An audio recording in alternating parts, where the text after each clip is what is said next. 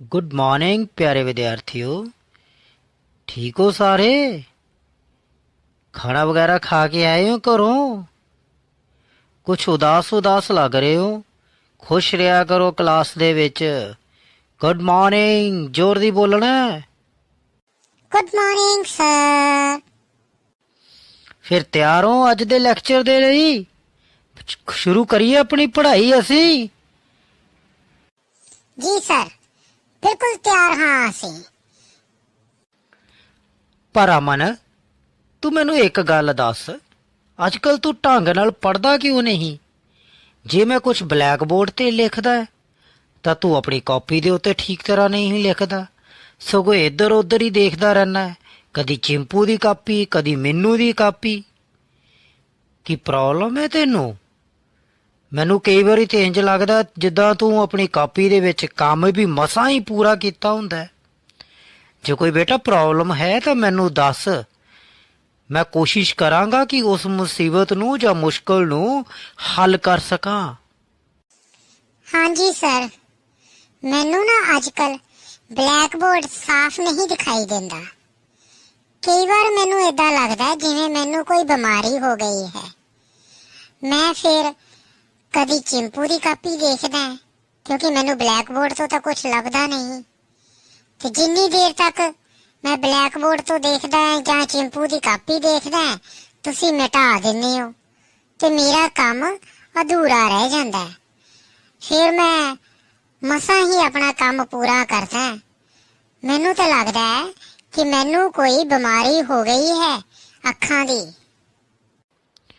ਅਮਨ, ਤੂੰ ਮੈਨੂੰ ਪਹਿਲਾਂ ਕਿਉਂ ਨਹੀਂ ਦੱਸਿਆ ਬੇਟਾ? ਬੇਟਾ ਤੈਨੂੰ ਕੋਈ ਬਿਮਾਰੀ ਨਹੀਂ ਹੈ। ਇਹ ਦੋਸ਼ ਹਨ, ਦ੍ਰਿਸ਼ਟੀ ਦੋਸ਼, ਅੱਖਾਂ ਦੇ ਦੋਸ਼, ਜਿਸ ਦੇ ਵਿੱਚ ਤੈਨੂੰ ਬਲੈਕ ਬੋਰਡ ਧੁੰਦਲਾ ਨਜ਼ਰ ਆ ਰਿਹਾ ਹੋਣਾ ਹੈ। ਤੇ ਇਸ ਨੂੰ ਕਦੀ ਵੀ ਬੇਟਾ ਬਿਮਾਰੀ ਨਹੀਂ ਸਮਝਣਾ। ਤੂੰ ਮੈਨੂੰ ਪਹਿਲਾਂ ਦੱਸਦਾ ਤਾਂ ਮੈਂ ਤੇਰੇ ਪਿਤਾ ਜੀ ਨਾਲ ਜ਼ਰੂਰ ਗੱਲ ਕਰਦਾ। ਚਲੋ ਕੋਈ ਗੱਲ ਨਹੀਂ। ਅੱਖ ਦਾ ਦੋਸ਼ ਸਰ? ਅਸੀਂ ਤਾਂ ਸੋਚਦੇ ਸੀ ਇਸ ਨੂੰ ਬਿਮਾਰੀ ਹੋ ਗਈ ਹੈ ਕੋਈ। ਜੇ ਸਰ ਇਸ ਨੂੰ ਅੱਖ ਦਾ ਦੋਸ਼ ਹੈ ਤਾਂ ਸਾਨੂੰ ਵੀ ਅੱਖਾਂ ਦੇ ਦੋਸ਼ਾਂ ਬਾਰੇ ਕੁਝ ਸਮਝਾਓ ਤਾਂ ਕਿ ਸਾਨੂੰ ਪਤਾ ਲੱਗ ਸਕੇ। ਮਿੰਨੀ, ਤੂੰ ਬਿਲਕੁਲ ਠੀਕ ਕਹਿ ਰਹੀ ਹੈ। ਇਹ ਅੱਖ ਦੇ ਦੋਸ਼ ਹਨ, ਇਹ ਬਿਮਾਰੀ ਨਹੀਂ ਹੈ ਕੋਈ ਵੀ। ਤੇ ਚਲੋ ਅਸੀਂ ਅੱਜ ਅੱਖਾਂ ਦੇ ਦੋਸ਼ਾਂ ਬਾਰੇ ਹੀ ਸਿੱਖਣ ਦੀ ਕੋਸ਼ਿਸ਼ ਕਰਦੇ ਹਾਂ। ਅੱਖਾਂ ਦੇ ਦੋਸ਼ ਤੋਂ ਪਿਆਰੇ ਵਿਦਿਆਰਥੀਓ ਮੈਨੂੰ ਯਾਦ ਆਇਆ ਕਿ ਸਾਡੀ 10ਵੀਂ ਦੀ ਜਮਾਤ ਦੇ ਵਿਗਿਆਨ ਵਿਸ਼ੇ ਦਾ ਅਧਿਆਇ 11 ਵੀ ਤਾਂ ਇਹੀ ਹੈ। ਆਪਣੀ ਪਾਠ ਪੁਸਤਕ ਨੂੰ ਖੋਲ੍ਹ ਕੇ ਵੇਖੋ ਹਾਂ ਜਰਾ ਤੁਸੀਂ। ਅਤੇ ਪਾਠ ਦਾ ਨਾਂ ਹੈ ਮਨੁੱਖੀ ਅੱਖ ਅਤੇ ਰੰਗ ਬਿਰੰਗਾ ਸੰਸਾਰ। ਚਲੋ ਅੱਜ ਦੋਸ਼ਾਂ ਦੇ ਨਾਲ ਨਾਲ ਇਸ ਪਾਠ ਦੀ ਦੁਹਰਾਈ ਵੀ ਹੋ ਜਾਵੇਗੀ। ਪਰ ਪਿਆਰੇ ਵਿਦਿਆਰਥੀਓ, ਅਸੀਂ ਪਹਿਲਾਂ ਕਿਉਂ ਨਾ ਇਹ ਵੇਖੀਏ ਕਿ ਜੋ ਅਸੀਂ ਪਿਛਲੀਆਂ ਜਮਾਤਾਂ ਦੇ ਵਿੱਚ ਸਿੱਖਿਆ ਹੈ ਉਹ ਸਾਨੂੰ ਯਾਦ ਵੀ ਹੈ ਕਿ ਨਹੀਂ। ਪਿਆਰੇ ਵਿਦਿਆਰਥੀਓ, ਅਸੀਂ ਪਿਛਲੀਆਂ ਜਮਾਤਾਂ ਦੇ ਵਿੱਚ ਸਿੱਖਿਆ ਸੀ ਕਿ ਪ੍ਰਕਾਸ਼ ਸਰਲ ਰੇਖਾ ਦੇ ਵਿੱਚ ਚੱਲਦਾ ਹੈ। ਯਾਦ ਹੈ ਨਾ ਤੁਹਾਨੂੰ? ਸ਼ਾਬਾਸ਼। ਫਿਰ ਪਿਆਰੇ ਵਿਦਿਆਰਥੀਓ, ਅਸੀਂ ਲੈਂਜ਼ਾਂ ਦੇ ਬਾਰੇ ਵੀ ਸਿੱਖਿਆ ਕਿ ਇਹ ਕਿੰਨੀਆਂ ਕਿਸਮਾਂ ਦੇ ਹੁੰਦੇ ਹਨ ਅਤੇ ਕੀ ਕੰਮ ਕਰਦੇ ਹਨ। ਅਸੀਂ ਪਿਆਰੇ ਵਿਦਿਆਰਥੀਓ ਮਨੁੱਖੀ ਅੱਖ ਦੇ ਬਾਰੇ ਵੀ ਤਾਂ ਸਿੱਖਿਆ ਕਿ ਮਨੁੱਖੀ ਅੱਖ ਕੀ ਕੰਮ ਕਰਦੀ ਹੈ, ਇਹ ਕਿਸ ਤਰ੍ਹਾਂ ਦੇਖਦੀ ਹੈ, ਇਸ ਦੇ ਮੁੱਖ ਹਿੱਸੇ ਕਿਹੜੇ ਕਿਹੜੇ ਹੁੰਦੇ ਹਨ, ਭਾਗ ਕਿਹੜੇ ਹੁੰਦੇ ਹਨ। ਅਸੀਂ ਇਸੇ ਹੀ ਗਿਆਨ ਨੂੰ ਲੈ ਕੇ ਅੱਜ ਮਨੁੱਖੀ ਅੱਖ ਦੇ ਦੋਸ਼ਾਂ ਦੀ ਇੱਕ ਵਾਰ ਫਿਰ ਤੋਂ ਦੁਹਰਾਈ ਕਰਨੀ ਹੈ। ਪਰ ਪਿਆਰੇ ਵਿਦਿਆਰਥੀਓ, ਮੈਨੂੰ ਤੁਹਾਨੂੰ ਇੱਕ ਸਲਾਹ ਹੈ ਮੇਰੀ ਕਿ ਅੱਜ ਤੋਂ ਬਾਅਦ ਤੁਸੀਂ ਇੱਕ ਚੇਤਨਾ ਵੀ ਪੈਦਾ ਕਰਨੀ ਹੈ ਲੋਕਾਂ ਦੇ ਵਿੱਚ ਕਿ ਅੱਖਾਂ ਦੇ ਵਿੱਚ ਅਗਰ ਕੋਈ ਬਿਮਾਰੀ ਲੱਗਦੀ ਹੈ ਤਾਂ ਜ਼ਰੂਰੀ ਨਹੀਂ ਕਿ ਉਹ ਬਿਮਾਰੀ ਹੀ ਹੈ, ਉਹ ਦੋਸ਼ ਵੀ ਹੋ ਸਕਦੇ ਹਨ ਔਰ ਇਹਨਾਂ ਨੂੰ ਦੂਰ ਕੀਤਾ ਜਾ ਸਕਦਾ ਹੈ। ਤੇ ਚਲੋ ਆਓ ਅਸੀਂ ਸ਼ੁਰੂ ਕਰਦੇ ਹਾਂ ਆਪਣਾ ਪਾਠ ਮਨੁੱਖੀ ਅੱਖ ਅਤੇ ਰੰਗ ਬਰੰਗਾ ਸੰਸਾਰ। ਚਿੱਤਰ ਨੂੰ ਪਹਿਚਾਣੋ ਹਾਂ, ਇਹ ਕਿਸ ਲੈਂਸ ਦਾ ਹੈ? ਵਿਚਕਾਰ ਤੋਂ ਪਤਲਾ ਹੈ ਅਤੇ ਕਿਨਾਰਿਆਂ ਤੋਂ ਮੋਟਾ ਹੈ। ਯਾਦ ਆਇਆ ਕੁਛ? ਬਿਲਕੁਲ ਸਹੀ ਪਛਾਣਿਆ ਤੁਸੀਂ।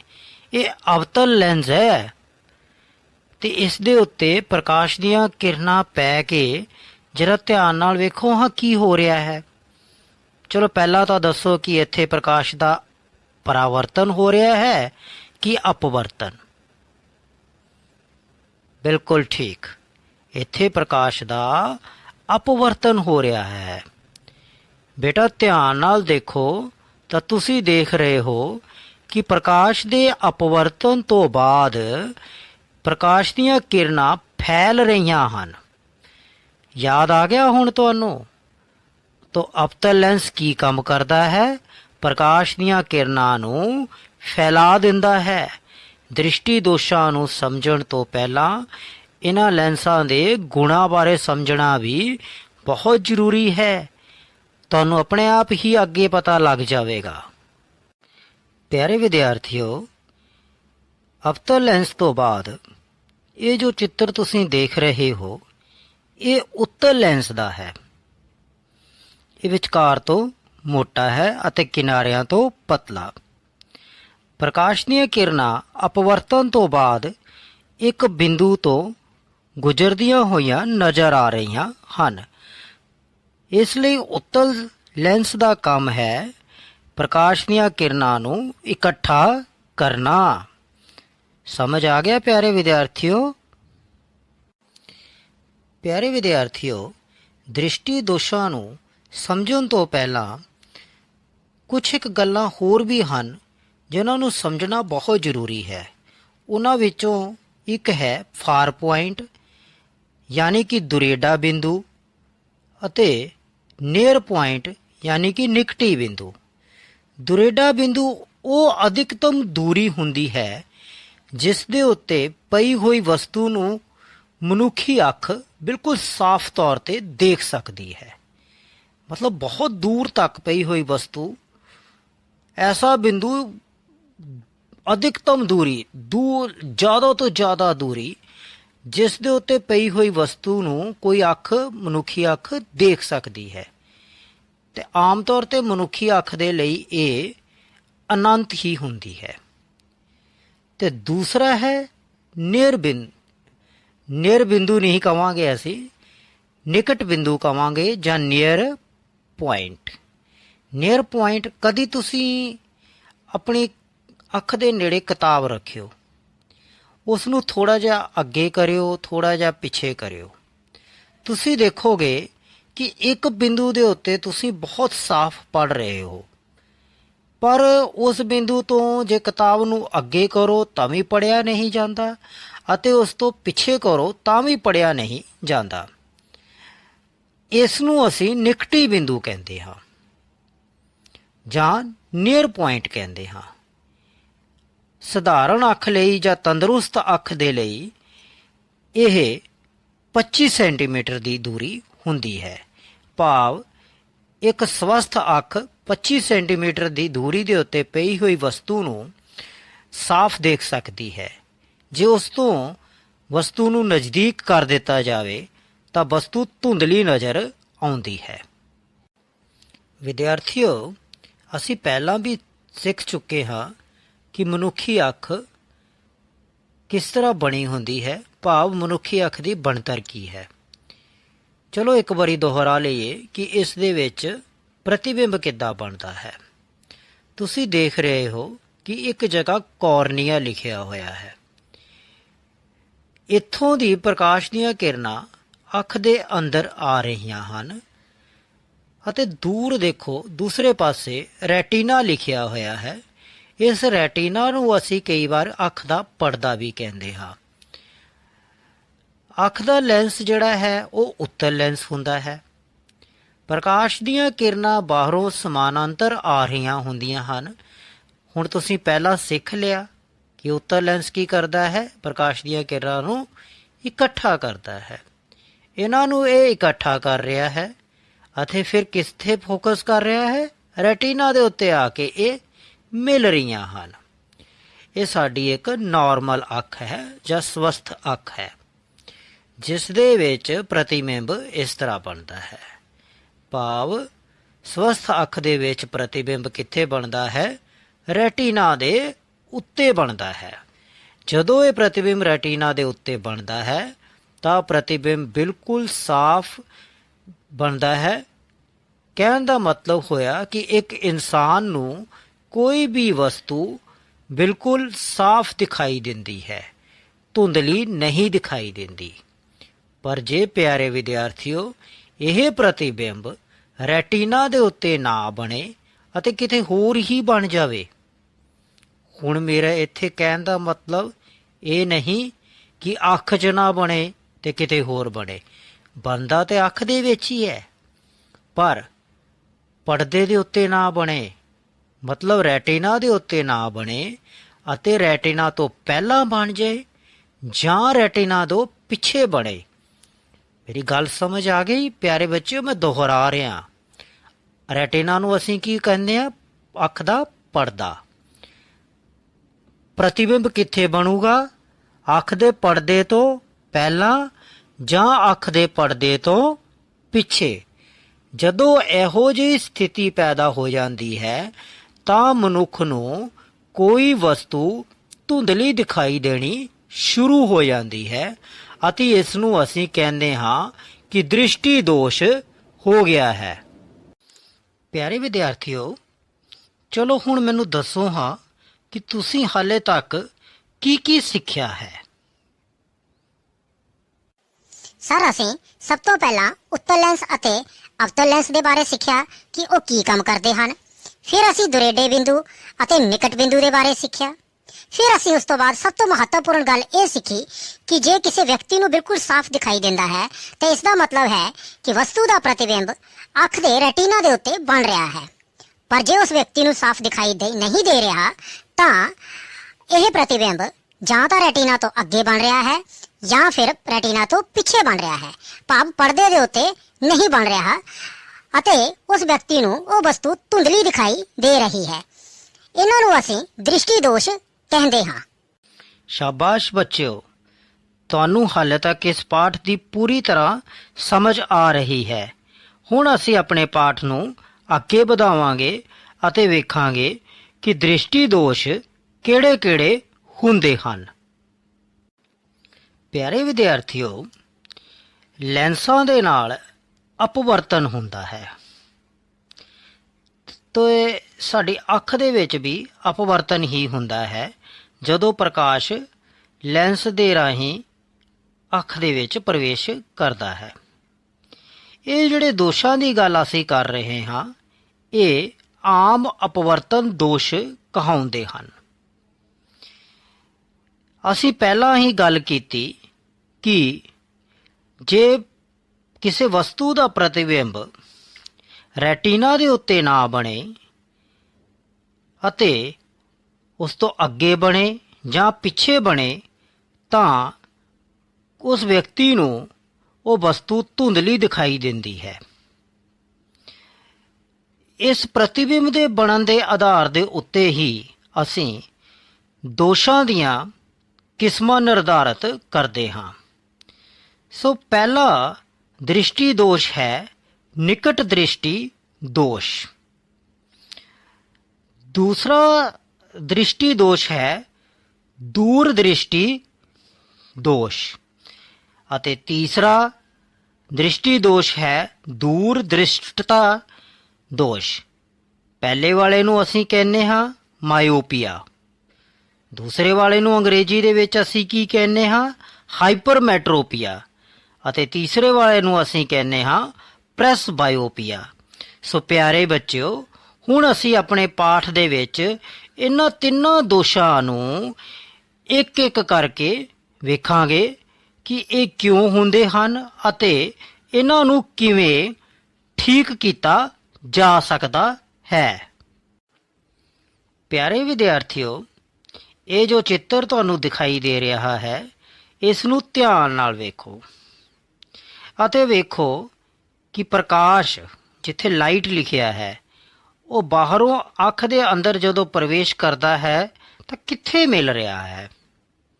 ਅਸੀਂ ਪਹਿਲਾਂ ਸਵਸਥ ਅੱਖ ਬਾਰੇ ਗੱਲ ਕਰ ਚੁੱਕੇ ਹਾਂ। ਸਵਸਥ ਅੱਖ ਦੇ ਵਿੱਚ ਪ੍ਰਤੀਬਿੰਬ ਕਿੱਥੇ ਬਣਦਾ ਸੀਗਾ? ਰੈਟੀਨਾ ਦੇ ਉੱਤੇ, ਭਾਵ ਅੱਖ ਦੇ ਪਰਦੇ ਦੇ ਉੱਤੇ। ਜੇ ਪਰਦੇ ਦੇ ਉੱਤੇ ਬਣ ਰਿਹਾ ਹੈ ਤਾਂ ਵਿਅਕਤੀ ਨੂੰ ਬਿਲਕੁਲ ਸਾਫ਼ ਦਿਖਾਈ ਦੇ ਰਿਹਾ ਹੈ। ਪਰ ਹੁਣ ਤੁਸੀਂ ਇੱਥੇ ਦੇਖੋ, ਇਹ ਪ੍ਰਕਾਸ਼ ਤਾਂ ਰੈਟੀਨਾ ਤੋਂ ਪਹਿਲੇ ਹੀ ਮਿਲ ਗਿਆ ਆਪਸ ਦੇ ਵਿੱਚ, ਭਾਵ ਲੈਂਸ ਨੇ ਉਸ ਨੂੰ ਫੋਕਸ ਕਿੱਥੇ ਕਰ ਦਿੱਤਾ? ਰੈਟੀਨਾ ਤੋਂ ਪਹਿਲੇ ਹੀ। ਇਸ ਤਰ੍ਹਾਂ ਦੇ ਦੋਸ਼ ਨੂੰ ਅਸੀਂ ਅੰਗਰੇਜ਼ੀ ਦੇ ਵਿੱਚ ਕਹਿੰਦੇ ਹਾਂ ਮਾਇਓਪੀਆ, ਜਾਂ ਪੰਜਾਬੀ ਦੇ ਵਿੱਚ ਨਿਕਟ ਦ੍ਰਿਸ਼ਟੀ ਦੋਸ਼। ਹੁਣ ਪਿਆਰੇ ਵਿਦਿਆਰਥੀਓ, ਇਹ ਇਸ ਤਰ੍ਹਾਂ ਹੁੰਦਾ ਕਿਉਂ ਹੈ? ਇਹ ਪ੍ਰਤੀਬਿੰਬ ਪਹਿਲਾਂ ਹੀ ਕਿਉਂ ਬਣ ਜਾਂਦਾ ਹੈ? ਪਹਿਲੇ ਤਾਂ ਮੈਂ ਇੱਕ ਹੋਰ ਗੱਲ ਵੀ ਤੁਹਾਨੂੰ ਦੱਸ ਦਿਆਂ। ਅਸੀਂ ਪਹਿਲਾਂ ਗੱਲ ਕੀਤੀ ਸੀ ਦੁਰੇਡੇ ਬਿੰਦੂ ਦੇ ਬਾਰੇ। ਜਦੋਂ ਕਿਸੇ ਵਿਅਕਤੀ ਨੂੰ ਨਿਕਟ ਦ੍ਰਿਸ਼ਟੀ ਦੋਸ਼ ਹੁੰਦਾ ਹੈ ਤਾਂ ਉਸ ਵਿਅਕਤੀ ਦੇ ਲਈ ਦੁਰੇਡਾ ਬਿੰਦੂ ਅਨੰਤ ਤੇ ਨਾ ਹੋ ਕੇ ਥੋੜਾ ਨਜ਼ਦੀਕ ਹੋ ਜਾਂਦਾ ਹੈ। ਹੁਣ ਅਸੀਂ ਦੂਸਰੀ ਗੱਲ ਕਰੀਏ ਕਿ ਇਹ ਪ੍ਰਤੀਬਿੰਬ ਰੈਟੀਨਾ ਤੋਂ ਨਾ ਬਣ ਕੇ ਉਸ ਤੋਂ ਥੋੜਾ ਅੱਗੇ ਕਿਉਂ ਬਣ ਰਿਹਾ ਹੈ? ਇਸ ਦੇ ਦੋ ਕਾਰਨ ਹੋ ਸਕਦੇ ਹਨ। ਪਹਿਲਾ ਕਾਰਨ ਤਾਂ ਇਹ ਹੋ ਸਕਦਾ ਹੈ ਕਿ ਅੱਖ ਦੇ ਲੈਂਸ ਦੀ ਫੋਕਲ ਦੂਰੀ ਘਟ ਜਾਵੇ, ਫੋਕਲ ਲੈਂਥ ਘਟ ਗਈ। ਜਾਂ ਦੂਜਾ ਕੀ ਹੋ ਸਕਦਾ ਹੈ ਕਿ ਅੱਖ ਦਾ ਗੋਲਾ ਵੱਡਾ ਹੋ ਗਿਆ। ਲੈਂਸ ਦੀ ਫੋਕਲ ਦੂਰੀ ਤਾਂ ਉਨੀ ਰਹੀ, ਪਰ ਅੱਖ ਦਾ ਗੋਲਾ ਵੱਡਾ ਹੋ ਗਿਆ। ਅੱਖ ਦੇ ਗੋਲੇ ਦੇ ਵਿੱਚ ਪਰਿਵਰਤਨ ਹੋ ਗਿਆ ਥੋੜਾ ਜਿਹਾ। ਪਰਿਵਰਤਨ ਹੋਣ ਦੇ ਕਾਰਨ ਲੈਂਸ ਨੇ ਉਸ ਇਮੇਜ ਨੂੰ ਰੈਟੀਨਾ ਤੋਂ ਪਹਿਲਾਂ ਹੀ ਬਣਾ ਦਿੱਤਾ। ਸੋ ਦੋ ਕਾਰਨ ਕਿਹੜੇ-ਕਿਹੜੇ ਹੋ ਸਕਦੇ ਹਨ? ਲੈਂਸ ਦੀ ਫੋਕਲ ਦੂਰੀ ਘਟ ਗਈ, ਜਾਂ ਦੂਸਰਾ ਅੱਖ ਦਾ ਗੋਲਾ ਵੱਡਾ ਹੋ ਗਿਆ। ਇਹੋ ਜਿਹੇ ਵਿਅਕਤੀ ਨੂੰ ਨਿਕਟ ਪਈਆਂ ਹੋਈਆਂ ਵਸਤੂਆਂ ਤਾਂ ਸਾਫ਼ ਦਿਖਾਈ ਦਿੰਦੀਆਂ ਹਨ, ਪਰ ਦੂਰ ਪਈਆਂ ਹੋਈਆਂ ਵਸਤੂਆਂ ਸਾਫ਼ ਦਿਖਾਈ ਨਹੀਂ ਦਿੰਦੀਆਂ। ਇਸ ਦੋਸ਼ ਨੂੰ ਅਸੀਂ ਕੀ ਕਹਿੰਦੇ ਹਾਂ? ਨਿਕਟ ਦ੍ਰਿਸ਼ਟੀ ਦੋਸ਼ ਜਾਂ ਮਾਇਓਪੀਆ। ਪਿਆਰੇ ਵਿਦਿਆਰਥੀਓ, ਹੁਣ ਅਸੀਂ ਦੇਖਾਂਗੇ ਕਿ ਨਿਕਟ ਦ੍ਰਿਸ਼ਟੀ ਦੋਸ਼ ਨੂੰ ਕਿਵੇਂ ਠੀਕ ਕੀਤਾ ਜਾ ਸਕਦਾ ਹੈ। ਇਸ ਚਿੱਤਰ ਦੇ ਵਿੱਚ ਵੀ ਤੁਸੀਂ ਵੇਖ ਸਕਦੇ ਹੋ ਕਿ ਜਿਹੜੀ ਡਾਇਗਰਾਮ ਜਾਂ ਫੋਟੋ ਉੱਪਰ ਦਿੱਤੀ ਹੋਈ ਹੈ ਉਸ ਦੇ ਵਿੱਚ ਪ੍ਰਤੀਬਿੰਬ ਰੈਟੀਨਾ ਤੇ ਨਹੀਂ ਬਣ ਰਿਹਾ, ਸਗੋਂ ਉਸ ਤੋਂ ਥੋੜਾ ਅੱਗੇ ਬਣ ਰਿਹਾ ਹੈ, ਪਹਿਲਾਂ ਹੀ ਬਣ ਗਿਆ। ਠੀਕ ਹੈ। ਹੁਣ ਅਸੀਂ ਇਸ ਪ੍ਰਤੀਬਿੰਬ ਨੂੰ ਕਿੱਥੇ ਪ੍ਰਾਪਤ ਕਰਨਾ ਹੈ? ਜੇ ਵਸਤੂ ਨੂੰ ਸਾਫ਼ ਦੇਖਣਾ ਹੋਵੇ ਤਾਂ ਬਿਲਕੁਲ ਠੀਕ, ਅਸੀਂ ਪ੍ਰਤੀਬਿੰਬ ਨੂੰ ਪ੍ਰਾਪਤ ਕਰਨਾ ਹੈ ਪਰਦੇ ਦੇ ਉੱਤੇ, ਰੈਟੀਨਾ ਦੇ ਉੱਤੇ। ਅਸੀਂ ਪਹਿਲਾਂ ਸਿੱਖਿਆ ਸੀਗਾ ਕਿ ਅਵਤਲ ਲੈਂਸ ਕੀ ਕੰਮ ਕਰਦਾ ਹੈ? ਪ੍ਰਕਾਸ਼ ਨੂੰ ਫੈਲਾ ਦਿੰਦਾ ਹੈ। ਇੱਥੇ ਵੀ ਪ੍ਰਕਾਸ਼ ਨੂੰ ਥੋੜਾ ਫੈਲਾਉਣ ਦੀ ਲੋੜ ਹੈ। ਇਸ ਲਈ ਨਿਕਟ ਦ੍ਰਿਸ਼ਟੀ ਦੋਸ਼ ਨੂੰ ਅਵਤਲ ਲੈਂਸ ਵਾਲੇ ਚਸ਼ਮਿਆਂ ਦੇ ਨਾਲ ਠੀਕ ਕੀਤਾ ਜਾਂਦਾ ਹੈ। ਤੁਸੀਂ ਨੀਚੇ ਵਾਲੀ ਤਸਵੀਰ ਦੇ ਵਿੱਚ ਜਾਂ ਡਾਇਗਰਾਮ ਦੇ ਵਿੱਚ ਦੇਖ ਸਕਦੇ ਹੋ ਕਿ ਅਵਤਲ ਲੈਂਸ ਦੇ ਨਾਲ ਜਿਹੜੀ ਪ੍ਰਤੀਬਿੰਬ ਬਣ ਰਿਹਾ ਹੈ ਜਾਂ ਇਮੇਜ ਬਣ ਰਹੀ ਹੈ ਉਹ ਬਿਲਕੁਲ ਠੀਕ ਜਗ੍ਹਾ ਦੇ ਉੱਤੇ ਬਣ ਗਈ ਹੈ, ਭਾਵ ਰੈਟੀਨਾ ਦੇ ਉੱਤੇ ਬਣ ਗਈ ਹੈ। ਉੱਪਰ ਵਾਲੇ ਦੇ ਵਿੱਚ ਪਹਿਲਾਂ ਥੋੜੀ ਅੱਗੇ ਬਣੀ ਹੋਈ ਸੀਗੀ, ਪਰ ਜਦੋਂ ਅਸੀਂ ਅਵਤਲ ਲੈਂਸ ਵਰਤਿਆ ਤਾਂ ਉਹ ਬਿਲਕੁਲ ਠੀਕ ਜਗ੍ਹਾ ਬਣ ਗਈ। ਇਸ ਕਰਕੇ ਅਵਤਲ ਲੈਂਸ ਦੇ ਬਣੇ ਹੋਏ ਚਸ਼ਮੇ ਪਹਿਨਣ ਦੇ ਨਾਲ ਨਿਕਟ ਦ੍ਰਿਸ਼ਟੀ ਦੋਸ਼ ਠੀਕ ਹੋ ਜਾਂਦਾ ਹੈ। ਆਓ ਪਿਆਰੇ ਵਿਦਿਆਰਥੀਓ, ਹੁਣ ਅਸੀਂ ਅੱਖ ਦੇ ਦੂਜੇ ਦੋਸ਼ ਦੇ ਬਾਰੇ ਗੱਲ ਕਰੀਏ। ਇਸ ਦੋਸ਼ ਨੂੰ ਅਸੀਂ ਅੰਗਰੇਜ਼ੀ ਦੇ ਵਿੱਚ ਹਾਈਪਰਮੈਟਰੋਪੀਆ ਕਹਿੰਦੇ ਹਾਂ ਅਤੇ ਪੰਜਾਬੀ ਦੇ ਵਿੱਚ ਦੂਰ ਦ੍ਰਿਸ਼ਟੀ ਦੋਸ਼ ਆਖਦੇ ਹਾਂ। ਇਸ ਦੋਸ਼ ਦੇ ਵਿੱਚ ਵਿਅਕਤੀ ਨੂੰ ਦੂਰ ਪਈ ਹੋਈ ਵਸਤੂ ਸਾਫ਼ ਦਿਖਾਈ ਦਿੰਦੀ ਹੈ, ਪਰ ਨਜ਼ਦੀਕ ਪਈ ਹੋਈ ਵਸਤੂ ਸਾਫ਼ ਨਹੀਂ ਦਿਖਾਈ ਦਿੰਦੀ। ਇਹੋ ਜਿਹੇ ਵਿਅਕਤੀ ਦੇ ਲਈ ਨਿਕਟ ਬਿੰਦੂ ਥੋੜਾ ਜਿਹਾ ਹੋਰ ਅੱਗੇ ਚਲਾ ਜਾਂਦਾ ਹੈ, ਜਿਵੇਂ ਕਿ 25 ਸੈਂਟੀਮੀਟਰ ਤੋਂ ਵੱਧ ਕੇ 26 ਸੈਂਟੀਮੀਟਰ ਹੋ ਸਕਦਾ ਹੈ, 27 ਹੋ ਸਕਦਾ ਹੈ। ਨਾਲ ਹੀ ਤੁਸੀਂ ਧਿਆਨ ਨਾਲ ਇਸ ਚਿੱਤਰ ਨੂੰ ਦੇਖੋ ਤਾਂ ਤੁਸੀਂ ਦੇਖ ਰਹੇ ਹੋ ਕਿ ਪ੍ਰਕਾਸ਼ ਦੀਆਂ ਕਿਰਨਾਂ ਰੈਟੀਨਾ ਦੇ ਉੱਤੇ ਨਹੀਂ ਮਿਲ ਰਹੀਆਂ, ਸਗੋਂ ਰੈਟੀਨਾ ਤੋਂ ਪਿੱਛੇ ਮਿਲ ਰਹੀਆਂ ਹਨ। ਸੋ ਅਸੀਂ ਕਹਿ ਸਕਦੇ ਹਾਂ ਕਿ ਦੂਰ ਦ੍ਰਿਸ਼ਟੀ ਦੋਸ਼ ਦੇ ਵਿੱਚ ਵਸਤੂ ਦਾ ਪ੍ਰਤੀਬਿੰਬ ਰੈਟੀਨਾ ਦੇ ਉੱਤੇ ਨਹੀਂ ਬਣਦਾ, ਸਗੋਂ ਰੈਟੀਨਾ ਤੋਂ ਪਿੱਛੇ ਬਣਦਾ ਹੈ। ਇਹ ਦੋਸ਼ ਕਿਉਂ ਪੈਦਾ ਹੁੰਦਾ ਹੈ? ਦੋ ਕਾਰਨਾਂ ਕਰਕੇ ਹੀ ਇਹ ਦੋਸ਼ ਪੈਦਾ ਹੁੰਦਾ ਹੈ। ਜਾਂ ਤਾਂ ਲੈਂਸ ਦੀ ਫੋਕਲ ਲੈਂਥ ਬਹੁਤ ਜ਼ਿਆਦਾ ਵੱਧ ਜਾਵੇ, ਔਰ ਦੂਜਾ ਕਾਰਨ ਹੋ ਸਕਦਾ ਹੈ ਅੱਖ ਦਾ ਗੋਲਾ ਸੁੰਗੜ ਜਾਵੇ। ਅੱਖ ਦੇ ਗੋਲੇ ਦੇ ਸੁੰਗੜਨ ਕਰਕੇ ਵੀ ਪ੍ਰਤੀਬਿੰਬ ਰੈਟੀਨਾ ਤੋਂ ਪਿੱਛੇ ਬਣੇਗਾ। ਅਤੇ ਦੂਸਰਾ ਕਾਰਨ ਕੀ ਹੈ? ਮੈਂ ਦੁਹਰਾ ਰਿਹਾ ਹਾਂ ਕਿ ਲੈਂਸ ਦੀ ਫੋਕਲ ਦੂਰੀ ਵੱਧ ਜਾਂਦੀ ਹੈ। ਹੁਣ ਪਿਆਰੇ ਵਿਦਿਆਰਥੀਓ, ਅਸੀਂ ਦੂਰ ਦ੍ਰਿਸ਼ਟੀ ਦੋਸ਼ ਨੂੰ ਕਿਵੇਂ ਠੀਕ ਕਰਨਾ ਹੈ ਇਸ ਨੂੰ ਸਿੱਖਾਂਗੇ। ਪਹਿਲੇ ਤੇ ਉੱਪਰ ਵਾਲੇ ਚਿੱਤਰ ਨੂੰ ਦੇਖੋ। ਪ੍ਰਤੀਬਿੰਬ ਕਿੱਥੇ ਬਣ ਰਿਹਾ ਹੈ? ਰੈਟੀਨਾ ਤੋਂ ਪਿਛਲੇ ਪਾਸੇ। ਹੁਣ ਇਸ ਨੂੰ ਅਸੀਂ ਰੈਟੀਨਾ ਦੇ ਉੱਤੇ ਲੈ ਕੇ ਆਉਣਾ ਹੈ। ਇਸ ਦੇ ਲਈ ਸਾਨੂੰ ਲੈਂਸ ਦੀ ਫੋਕਲ ਦੂਰੀ ਘਟਾਉਣੀ ਪਵੇਗੀ ਤੇ ਅਸੀਂ ਵਰਤੋਂ ਕਰਾਂਗੇ ਉੱਤਲ ਲੈਂਸ ਦੇ ਬਣੇ ਹੋਏ ਚਸ਼ਮਿਆਂ ਦੀ। ਇੱਕ ਡਾਕਟਰ ਨਿਰਧਾਰਿਤ ਕਰਦੇ ਹਨ ਕਿ ਉਚਿਤ ਫੋਕਲ ਦੂਰੀ ਦਾ ਲੈਂਸ ਲਿਆ ਜਾਂਦਾ ਹੈ, ਉਸ ਦੇ ਚਸ਼ਮੇ ਬਣਾਏ ਜਾਂਦੇ ਹਨ ਅਤੇ ਦੂਰ ਦ੍ਰਿਸ਼ਟੀ ਦੋਸ਼ ਨੂੰ ਠੀਕ ਕਰ ਦਿੱਤਾ ਜਾਂਦਾ ਹੈ। ਸੋ ਦੂਰ ਦ੍ਰਿਸ਼ਟੀ ਦੋਸ਼ ਨੂੰ ਕਿਹਦੇ ਨਾਲ ਠੀਕ ਕੀਤਾ ਜਾਂਦਾ ਹੈ? ਉੱਤਲ ਲੈਂਸ ਦੇ ਬਣੇ ਹੋਏ ਚਸ਼ਮਿਆਂ ਦੇ ਨਾਲ। ਪਿਆਰੇ ਵਿਦਿਆਰਥੀਓ, ਅੱਖ ਦੇ ਤੀਸਰੇ ਦੋਸ਼ ਦਾ ਨਾਂ ਹੈ ਜਰਾ ਦੂਰ ਦ੍ਰਿਸ਼ਟਤਾ ਜਾਂ ਪ੍ਰੈਸਬਾਇਓਪੀਆ ਵੀ ਅਸੀਂ ਇਸ ਨੂੰ ਕਹਿੰਦੇ ਹਾਂ। ਜਿਵੇਂ ਜਿਵੇਂ ਉਮਰ ਵੱਧਦੀ ਜਾਂਦੀ ਹੈ, ਅੱਖ ਦੀ ਅਨੁਕੂਲਨ ਸਮਰੱਥਾ ਘਟਦੀ ਜਾਂਦੀ ਹੈ। ਇਹੋ ਜਿਹੇ ਵਿਅਕਤੀਆਂ ਦੇ ਵਿੱਚ ਨਿਕਟ ਬਿੰਦੂ ਥੋੜਾ ਜਿਹਾ ਦੂਰ ਚਲਾ ਜਾਂਦਾ ਹੈ। ਫਿਰ ਇਹੋ ਜਿਹੇ ਵਿਅਕਤੀਆਂ ਨੂੰ ਸੋਧੇ ਹੋਏ ਚਸ਼ਮਿਆਂ ਦੀ ਜ਼ਰੂਰਤ ਪੈਂਦੀ ਹੈ। ਇੱਥੇ ਵੀ ਤੁਸੀਂ ਦੇਖ ਰਹੇ ਹੋ ਕਿ ਪ੍ਰਤੀਬਿੰਬ ਥੋੜਾ ਜਿਹਾ ਰੈਟੀਨਾ ਤੋਂ ਪਿੱਛੇ ਬਣ ਰਿਹਾ ਹੈ। ਪਰ ਕਈ ਵਿਅਕਤੀਆਂ ਦੇ ਵਿੱਚ ਇੱਕ ਹੋਰ ਤਰ੍ਹਾਂ ਦਾ ਰੋਗ ਵੀ ਪੈਦਾ ਹੋ ਜਾਂਦਾ ਹੈ, ਜਿੱਥੇ ਉਹਨਾਂ ਨੂੰ ਦੂਰ ਦ੍ਰਿਸ਼ਟੀ ਦੋਸ਼ ਅਤੇ ਨਿਕਟ ਦ੍ਰਿਸ਼ਟੀ ਦੋਸ਼ ਦੋਨੋਂ ਇਕੱਠੇ ਹੋ ਜਾਂਦੇ ਹਨ। ਇਹ ਜਿਹੇ ਵਿਅਕਤੀਆਂ ਦੇ ਵਿੱਚ ਇਹਨਾਂ ਦੋਸ਼ਾਂ ਨੂੰ ਠੀਕ ਕਰਨ ਦੇ ਲਈ ਬਾਈਫੋਕਲ ਲੈਂਸ ਦੀ ਵਰਤੋਂ ਕੀਤੀ ਜਾਂਦੀ ਹੈ। ਪਰ ਇਹ ਸਾਰੇ ਲੈਂਸ ਜਾਂ ਚਸ਼ਮੇ ਡਾਕਟਰ ਦੀ ਸਲਾਹ ਦੇ ਨਾਲ ਬਣਾਏ ਜਾਂਦੇ ਹਨ।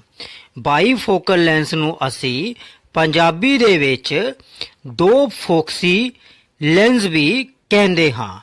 ਸੋ ਪਿਆਰੇ ਵਿਦਿਆਰਥੀਓ, ਅਸੀਂ ਦੇਖ ਲਿਆ ਕਿ ਪ੍ਰੈਸਬਾਇਓਪੀਆ ਨੂੰ ਕਿਸ ਤਰ੍ਹਾਂ ਠੀਕ ਕੀਤਾ ਜਾਂਦਾ ਹੈ। ਸੋ ਪਿਆਰੇ ਵਿਦਿਆਰਥੀਓ, ਇਹ ਸੀ ਅੱਖ ਦੇ ਦੋਸ਼ਾਂ ਦੇ ਸੰਬੰਧੀ ਕੁਝ ਜਾਣਕਾਰੀ ਅਤੇ ਇਹਨਾਂ ਨੂੰ ਦੂਰ ਕਿਵੇਂ ਕੀਤਾ ਜਾ ਸਕਦਾ ਹੈ, ਇਹ ਵੀ ਅਸੀਂ ਸਿੱਖ ਲਿਆ। ਅੱਛਾ ਅਮਨ, ਹੁਣ ਤੂੰ ਮੈਨੂੰ ਦੱਸ ਕਿ ਤੂੰ ਕੀ ਸਿੱਖਿਆ ਅੱਜ ਦੇ ਇਸ ਪਾਠ ਦੇ ਵਿੱਚ? ਸਰ, ਮੈਂ ਸਿੱਖਿਆ ਕਿ ਮੈਨੂੰ ਬਲੈਕ ਬੋਰਡ ਸਾਫ਼ ਨਹੀਂ ਦਿਖਾਈ ਦੇ ਰਿਹਾ ਸੀ, ਤਾਂ ਇਸ ਦਾ ਮਤਲਬ ਹੈ ਕਿ ਮੈਨੂੰ ਦੂਰ ਪਈਆਂ ਹੋਈਆਂ ਵਸਤੂਆਂ ਸਾਫ਼ ਨਹੀਂ ਦਿਖਾਈ ਦਿੰਦੀਆਂ, ਪਰ ਮੈਂ ਨਜ਼ਦੀਕ ਦੀਆਂ ਵਸਤੂਆਂ ਨੂੰ ਸਾਫ਼ ਦੇਖ ਲੈਂਦਾ ਹਾਂ। ਇਸ ਲਈ ਮੈਨੂੰ ਨਿਕਟ ਦ੍ਰਿਸ਼ਟੀ ਦੋਸ਼ ਹੈ। ਹੁਣ ਮੈਨੂੰ ਡਾਕਟਰ ਕੋਲ ਜਾਣਾ ਚਾਹੀਦਾ ਹੈ ਅਤੇ ਡਾਕਟਰ ਸਾਹਿਬ ਦੀ ਸਲਾਹ ਦੇ ਨਾਲ ਮੈਨੂੰ ਅਵਤਲ ਲੈਂਸ ਤੋਂ ਬਣੇ ਹੋਏ ਚਸ਼ਮੇ ਪਹਿਨਣੇ ਚਾਹੀਦੇ ਹਨ, ਤਾਂ ਜੋ ਮੈਂ ਬਲੈਕ ਬੋਰਡ ਨੂੰ बिल्कुल साफ देख सकां। शाबाश अमन, तू बहुत समझदार बच्चा है। तू अपने पिताजी ਨੂੰ ਕਹਿਣਾ ਹੈ ਕਿ ਮੈਨੂੰ ਡਾਕਟਰ ਕੋਲ ਲੈ ਕੇ ਜਾਓ। ਤੂੰ ਦੇਖੀ ਜਦੋਂ ਤੂੰ ਚਸ਼ਮਾ ਪਹਿਨੇਗਾ ਉਸ ਤੋਂ ਬਾਅਦ ਤੈਨੂੰ ਬਲੈਕ ਬੋਰਡ ਬਿਲਕੁਲ ਸਾਫ਼ ਨਜ਼ਰ ਆਵੇਗਾ ਤੇ ਤੂੰ ਪੜ੍ਹਾਈ ਦੇ ਵਿੱਚ ਫਿਰ ਪਹਿਲੇ ਵਾਂਗ ਹੀ ਮੱਲਾ ਮਾਰੇਗਾ। ਅੱਛਾ ਚਿੰਪੂ, ਤੂੰ ਦੱਸ ਹਾਂ ਤੂੰ ਕੀ ਸਿੱਖਿਆ? ਸਰ, ਮੈਂ ਆਪਣੇ ਘਰ ਦੇ ਵਿੱਚ ਦੇਖਿਆ ਹੈ ਕਿ ਮੇਰੇ ਦਾਦਾ ਜੀ ਦਾ ਜਦੋਂ ਚਸ਼ਮਾ ਗਵਾਚ ਜਾਂਦਾ ਹੈ ਤਾਂ ਉਹ ਅਖਬਾਰ ਨੂੰ ਥੋੜਾ ਜਿਹਾ ਦੂਰ ਰੱਖ ਕੇ ਪੜ੍ਹਦੇ ਹਨ। ਇਸ ਤੋਂ ਮੈਨੂੰ ਲੱਗਦਾ ਹੈ ਕਿ ਉਹਨਾਂ ਦੀ ਅੱਖ ਦੇ ਵਿੱਚ ਦੂਰਦ੍ਰਿਸ਼ਟੀ ਦੋਸ਼ ਹੈ ਜਾਂ ਜਰਾ ਦੂਰਦ੍ਰਿਸ਼ਟਤਾ ਦੋਸ਼ ਹੈ। ਇਸ ਨੂੰ ਸਰ ਉੱਤਰ ਲੈਂਸ ਦੇ ਬਣੇ ਹੋਏ ਚਸ਼ਮਿਆਂ ਦੇ ਨਾਲ ਠੀਕ ਕੀਤਾ ਜਾ ਸਕਦਾ ਹੈ।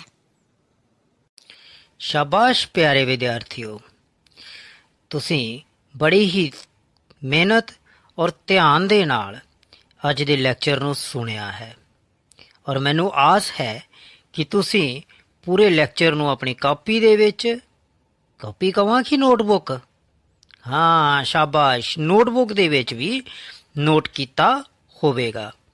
ਹੁਣ ਪਿਆਰੇ ਵਿਦਿਆਰਥੀਓ, ਮੈਂ ਥੋੜੇ ਜਿਹੇ ਪ੍ਰਸ਼ਨ ਪੁੱਛਾਂਗਾ ਜਿਨ੍ਹਾਂ ਦੇ ਤੁਸੀਂ ਉੱਤਰ ਵੀ ਆਪਣੀ ਨੋਟਬੁੱਕ ਦੇ ਵਿੱਚ ਲਿਖਣੇ ਹਨ। ਲਓ ਬੱਚਿਓ, ਇਹਨਾਂ ਪ੍ਰਸ਼ਨਾਂ ਨੂੰ ਆਪਣੀ ਨੋਟਬੁੱਕ ਦੇ ਉੱਤੇ ਨੋਟ ਕਰੋ ਅਤੇ ਫਿਰ ਇਹਨਾਂ ਦੇ ਉੱਤਰ ਵੀ ਲਿਖੋ। ਦੂਰ ਜਾ ਦੁਰੇਡਾ ਬਿੰਦੂ ਕੀ ਹੁੰਦਾ ਹੈ?